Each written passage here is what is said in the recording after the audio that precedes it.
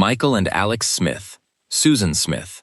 On the night of October 25, 1994, a 23-year-old mother stood at the edge of John D. Long Lake, outside Union, South Carolina. Her two sons, 3-year-old Michael and 14-month-old Alex, were strapped into their car seats in her Mazda, parked on the boat ramp.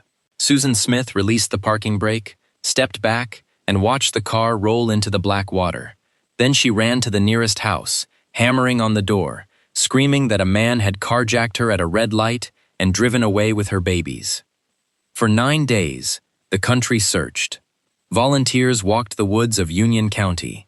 Divers checked the lake itself early on, but they searched close to the ramp, and the car had drifted out and down into deeper water, so the lake kept its secret. Police stopped and questioned men who matched the description of a carjacker who did not exist, and the town's black residents bore the weight of an accusation invented in a panic on a boat ramp. The story led every national newscast, and Susan stood in front of the cameras beside her estranged husband David, tears running, begging the kidnapper to feed her boys and bring them home. She gave interviews on morning television. She prayed publicly. But investigators noticed the details would not hold. There had been no other cars at that red light. The man she described did not exist, and a week before, a wealthy boyfriend had ended their relationship with a letter saying he was not ready for children. On November 3rd, in her 9th day of interviews, Sheriff Howard Wells told Susan her story was impossible, and she stopped pretending.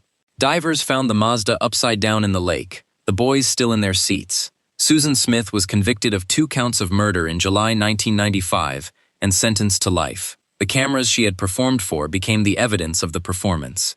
In 2024, 30 years later, a parole board heard her case and said no. Holly Wells and Jessica Chapman, Ian Huntley.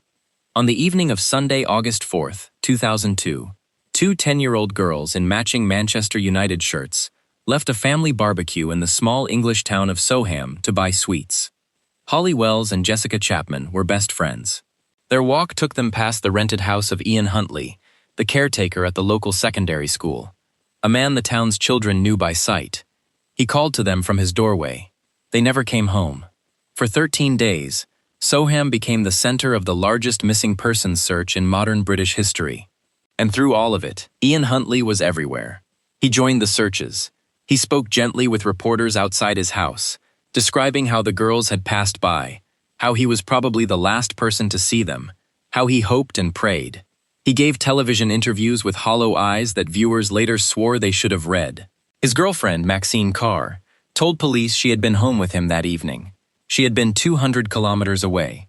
On August 17th, the girls' bodies were found in a ditch near an airbase in Suffolk, and their burned clothing was found in a bin at Huntley's school. He was convicted of both murders in December 2003 and ordered to serve at least 40 years. Carr was convicted of lying for him. Then came the reckoning behind the conviction. Huntley had been known to authorities in another county under a string of earlier allegations that had never resulted in conviction, and none of it had surfaced when the school hired him. A public inquiry followed, and Britain rebuilt its entire system of background checks for people who work with children.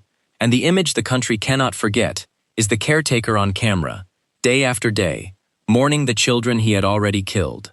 Laci Peterson, Scott Peterson. On Christmas Eve 2002, 27-year-old Laci Peterson vanished from her neighborhood in Modesto, California. She was 8 months pregnant with a boy she and her husband had already named Connor. Scott Peterson told police he had spent the day fishing alone, 90 miles away in the San Francisco Bay. Then he did what grieving husbands do. He printed flyers. He attended the candlelight vigils. He stood with Laci's family and thanked the hundreds of volunteers who combed parks and fields through the winter. But he let his wife's face stay on the missing posters while he was calling his girlfriend. Amber Frey, a massage therapist from Fresno, had been told Scott was single, and she would later testify to something that stopped the courtroom cold. Weeks before Laci disappeared, Scott had told her he had lost his wife, and that this would be his first holiday season without her. He had spoken of Laci in the past tense while she was still alive, still decorating for Christmas, still carrying his son. When she saw the news, she went to the police and agreed to record his calls. On New Year's Eve, while a vigil for Laci glowed behind him, Scott was on the phone, telling Amber he was in Paris.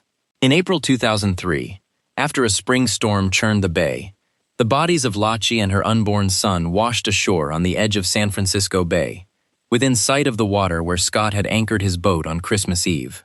Investigators had been focused on that stretch of shoreline for months, for the simplest of reasons. Scott himself had handed them the location, the one detail of his alibi that turned out to be true. When police arrested him near San Diego, his hair was dyed and his car held camping gear and nearly $15,000 in cash.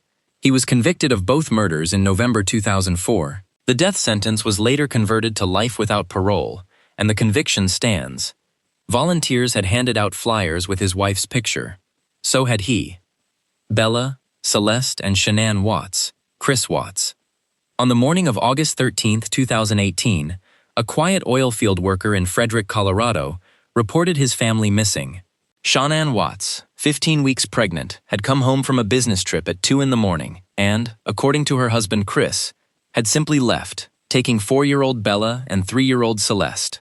The next day, Chris Watts stood on his own front porch and gave the interview that has since been watched by tens of millions of people. Calm, polite, arms crossed, he looked into local news cameras and said the house felt empty, that he just wanted them back, that if they were listening, they should come home. Detectives standing off camera were already uneasy. Shanann's friend, Nicole Atkinson, had dropped her home from the airport that night, and when Shanann missed a morning appointment and her phone went silent, Nicole was at the house within hours, insisting to police that her friend would never walk out without her medication, her purse, or her daughter's things.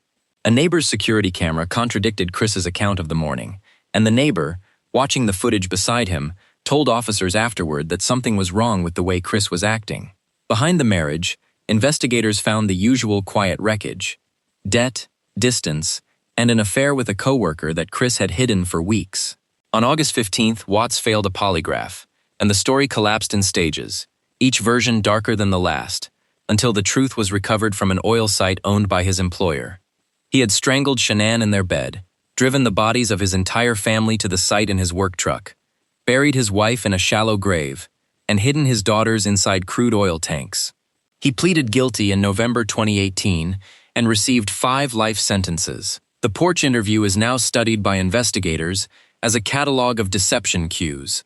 At the time it aired, most viewers saw only what they expected to see: a worried father, asking for help finding the people he had already buried.